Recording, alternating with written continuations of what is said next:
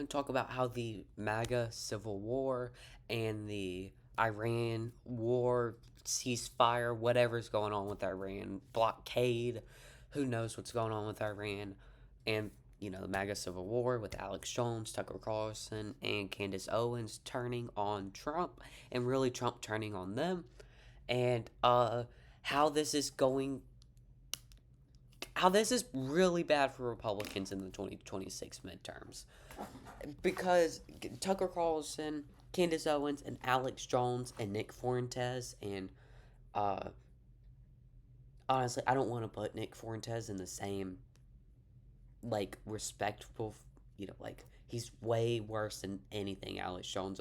He is, but he does have a lot of fans. How these podcast bros basically are how they have a huge audience together. And if their audience is turning against Trump and they're turning against Trump, these voters are just going to stay home. Now, they're not going to switch and vote Democrat, but they're not going out to vote. They don't care enough to vote. They don't feel energized to vote. They're not enthusiastic about it.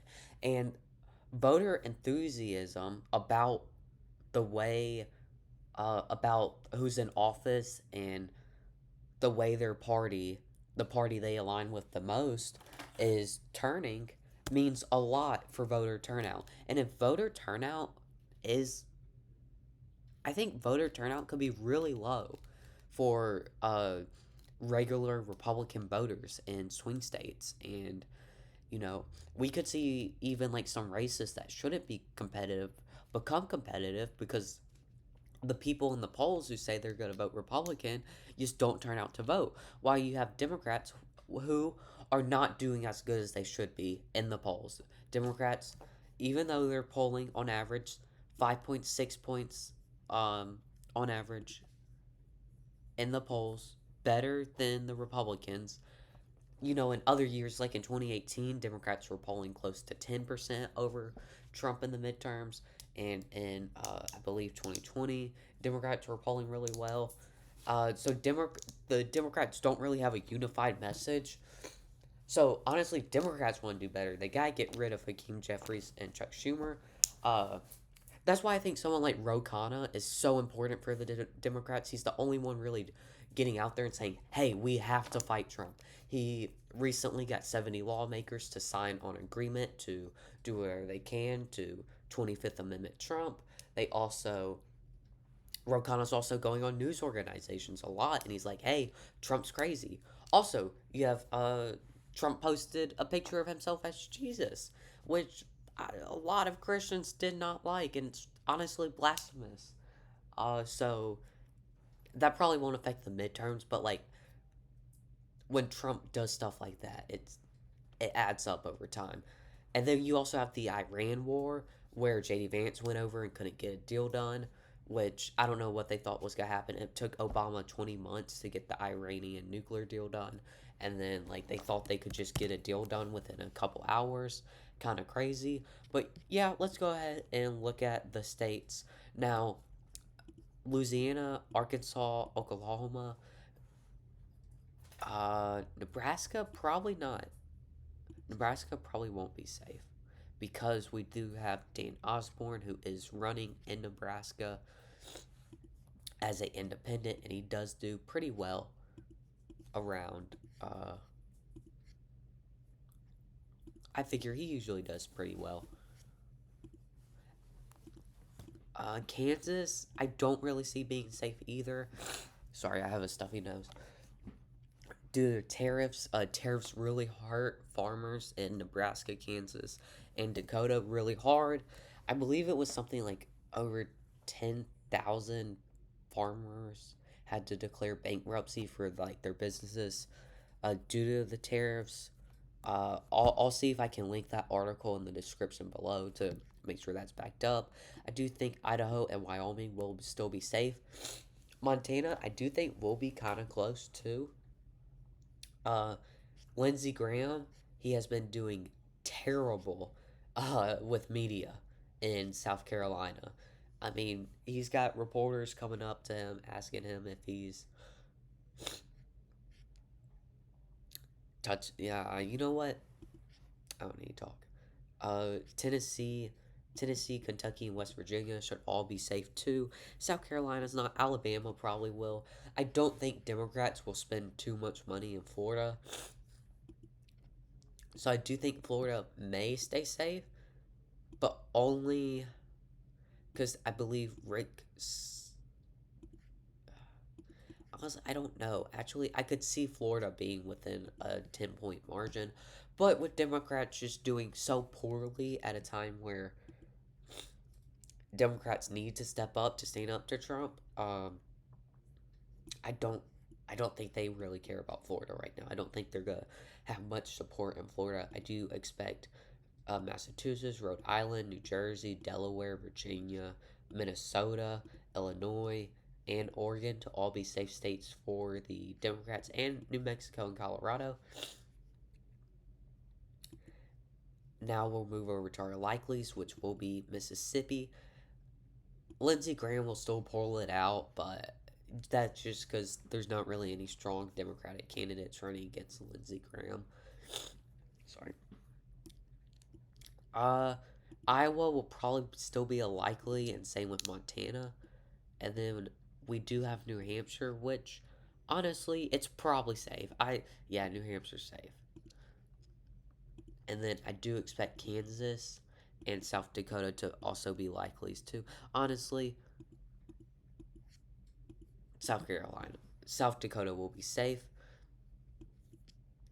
I'll go ahead and get Georgia. John Ossoff is doing amazing in polling.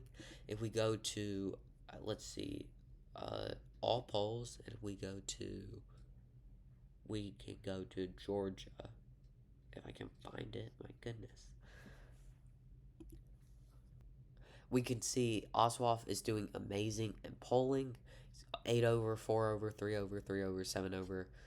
There is one poll that is even, but even Republican sponsored polls have Oswald. One even had him up by 10, up by 1, up by 2. So I do expect Oswald to win within like a 3-point margin. North Carolina is locked up for Democrats since Roy Cooper is running for the Senate. He'll easily take North Carolina as former governor of North Carolina. Alaska could definitely, I do think, will be a very fun race to watch. Oh, sorry, I meant to pull this up, but here it is. Yes, all polls. And if we go to, let's see, Alaska. We can look at Alaska if we go down to, yeah, as we hear. Here, Sullivan not really doing the best. A lot of these are Democrat sponsored, since, or I guess Democrat aligned. So I could see Sullivan taking out a 1-point victory in Alaska. I do think it will be extremely close in Alaska. Who knows?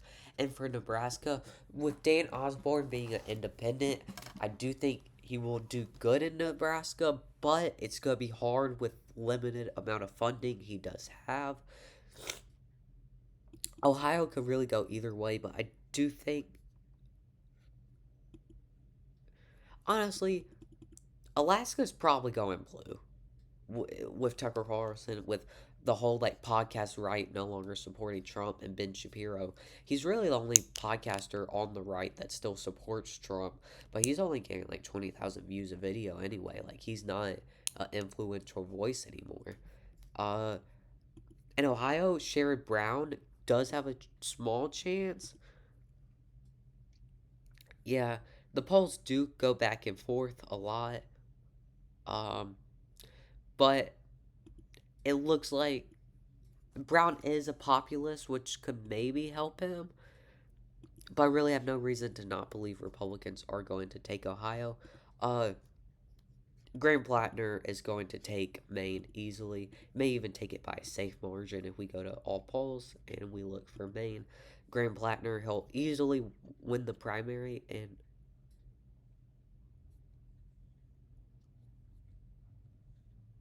wait, oh yeah, general election polls. We hear Plattner, look, against Plattner, Plattner destroys Collins. every time. These other polls are against Janet Mills, who won't make it out the primary. So I honestly think Plattner takes it easy. Then we can go to Michigan, which Michigan Republicans are spending a lot of money in Michigan. They're all strong Republican candidates, which I could see going either way. Oh, not Republican. So most polls have it. We have like six. Like there's, it's a pretty wide range for these polls, but I do think the key factor for the Michigan Senate election, which I do believe will be a 50-50, is just if Trump becomes more unpopular. Trump is simply too unpopular for me to believe a Democrat won't win in Michigan, especially since the Democrat won in Michigan in 2024, I believe, yes. And then in 2020 and 2018. So I do think a Democrat will keep will win the Michigan Senate race.